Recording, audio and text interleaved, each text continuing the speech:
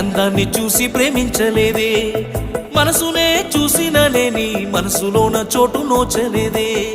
సురుమా పెట్టిన కన్నులతో నన్ను చూసే రోజు, ఎర్రగా పండిన పేదాలతో నన్ను పిలిచే రోజు.